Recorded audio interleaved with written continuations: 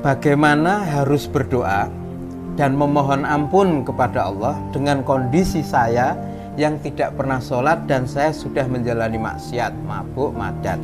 Kemudian ada satu lagi pertanyaan yang kurang lebih sama dari A. Saya malu beribadah sebab saya tuh masih maksiat. Sebab saya tidak ingin berada di zona hitam dan putih sekaligus. Saya menjadi tidak pernah sholat. Padahal saya tidak ingin termasuk golongan orang yang ketika susah mencari Allah, ketika senang melupakan Allah. Mohon bimbingan dari Mbah Nun. Ini dua pertanyaan yang kurang lebih sama. Jadi kan dibalik dua pertanyaan itu sudah ada logika atau asumsi atau anggapan atau terminologi bahwa di satu via itu ada ibadah, berdoa, kabul, berbuat baik. Di lain via ada sesuatu yang dia sebut zona hitam itu apa, mabuk, zina, dosa dan seterusnya. Jadi sudah ada asumsi bahwa dua hal itu kan berseberangan satu sama lain. Jadi sebenarnya dia dua penanya ini sudah tahu jawabannya, sudah tahu jawabannya karena Anda tahu bahwa itu kan semacam persenyawaan kimia ya. Jadi kalau unsur A itu nggak bisa gabung sama unsur B. Misalnya ada kalau asam sulfat berarti H2SO4, kalau NH3 berarti natrium trioksida misalnya gitu ya. Itu kan ada persenyawaan atau gabungan-gabungan atau perjodohan di dalam kehidupan yang Allah sudah tentukan dengan sunnahnya. Nah demikian juga mabuk, zina kan tidak kompatibel dan tidak bisa bersenyawa dengan sholat, berbuat baik dan seterusnya. Nah Anda kan sudah tahu itu. Semua dua pertanyaan tadi sudah mengandung pengetahuan tentang dikotomi antara dua hal itu. Jadi sekarang yang butuh bimbingan bukan saya membimbing Anda, yang ada adalah Anda membimbing diri Anda sendiri. Anda sudah tahu kok. Sudah tahu kok. Nek saka aku ya kuwi karepmu piye? Nek aku ngomong nek kan ada dua jawaban dari saya kalau saya dipaksa menjawab. Loh kok harus ngerti toh, kamu kan sudah tahu bahwa kalau Anda mabuk terus, Anda zina terus, maka itu tidak kompatibel dengan kabulnya doa Anda kepada Allah, bahkan Anda langsung merasa malu kepada Allah. Ya jawaban saya satu, ya terus kelemu mabuk, terus kelemu zina, sudah dituntaskan aja. Ya tapi dengan catatan kamu sudah tahu bahwa itu tidak mungkin lantas Anda berdoa kepada Allah. Ya. Kan gitu kan, ini kan tidak kompatibel menjauhkan ke zona satunya tadi ya. Iya. Atau jawaban yang kedua, ya kamu kendalikan dirimu untuk ke salah satu zona tadi. Anda mau kendalikan dirimu ke zona putih atau sekalian ke hitam sekalian. Gitu. Ya. Jadi terserah Anda, itu keputusan Anda. Jadi saya tidak bisa jawab, saya tidak bisa bimbing, Anda sudah tahu logikanya, Pak. Ya, gitu. Sudah tahu. Tinggal mempraktekkan yang mana. Iya. Yang tidak rasional adalah kalau Anda terus mabuk, terus zina, tapi terus mohon, terus berharap doamu dikabulkan dan Allah baik sama kamu, kan tidak masuk akal. Wong kowe bendino mambutai ora tau adus kok arep yang-yangan, nah ya mesti ra entuk yang kan gitu kan. Gitu. Kan begitu. Jadi kan Anda sudah tahu logika dasar dari kehidupan bahwa dua zona itu tidak bisa dipersatukan. Tapi memang secara umum dalam akhlak masyarakat memang ada wilayah kelabu, yaitu bercampur antara hitam dengan putih tadi itu, gitu ya.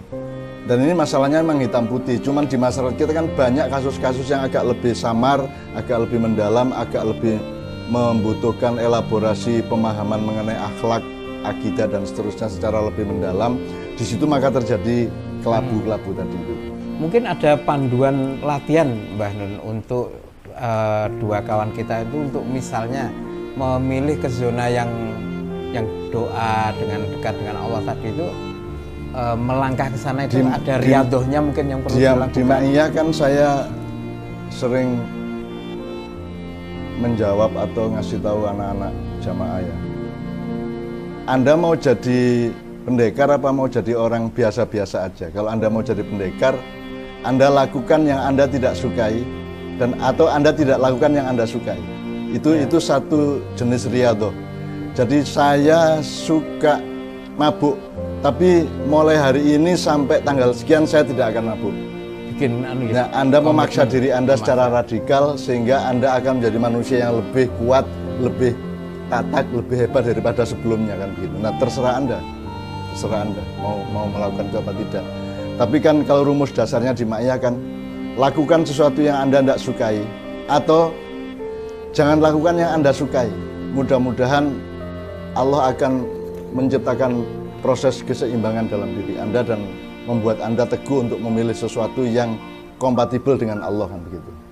Ya riadohnya itu misalnya ini, sing enteng-enteng sih, saya suka lagu X, tapi saya tidak mau mendengarkan lagu X ini selama 1 bulan. Itu kan riadoh namanya, itu kan berlatih, melatih psikologi kita, melatih batin kita. Dan saya sering melakukan itu. Makanya saya kan suka jamu sepahit apapun saya minum. Kenapa? Karena urusan saya bukan rasanya di mulut dan lidah. Urusan saya adalah bahwa jamu ini akan menciptakan proses penyehatan tubuh saya. Maka saya minum jamu. Artinya melihat fokus yang prinsip dan esensial. Iya. Jadi makanya dunia kuliner ini kadang-kadang memang mengacau keseimbangan hidup manusia karena kuliner itu kan urusannya enak apa tidak enak, sedap apa enggak, nyamleng apa tidak, nyos apa tidak nyos, nyus apa tidak nyus kan gitu kan. Padahal urusan kesehatan kan bisa terbalik. Ini ndak enak maka sehat, ini enak maka tidak sehat. Makanya sekarang yang sakit gula menjadi tidak bisa menikmati nikmatnya gula, yang sudah terancam oleh garam sekarang tidak bisa menikmati garam dan seterusnya. Itu Anda dipaksa oleh keadaan tubuh Anda. Nah sekarang Anda yang memaksa tubuh Anda. Lakukan yang terbaik meskipun tidak enak. Lakukan yang paling sehat meskipun tidak enak. Dan jangan lakukan yang mengancam kesehatan dan kebaikan hidupmu meskipun dia sangat enak. Kalau Anda punya riado seperti itu, maka Anda akan lahir menjadi manusia baru. Kalau pada kasus 2 teman kita, 1 bulan dia misalnya menempuh komitmen tidak melakukan apa yang selama ini dia sukai dalam hitungan 1 bulan, kira-kira yang terjadi itu apa, Mbak, reaksinya? Dia akan mengalami sesuatu yang baru. Dia akan menemukan bahwa apa yang dia pikir tidak enak itu ternyata ada kenikmatannya sendiri. Jadi manusia itu kan semua tertipu sebenarnya oleh kehidupan ini, oleh dunia. Yang dia pikir enak sebenarnya mengandung ketidakenaan yang lebih panjang. Apa yang sesaat tidak enak sebenarnya dia mengandung keenakan lebih panjang, kan bisa begitu.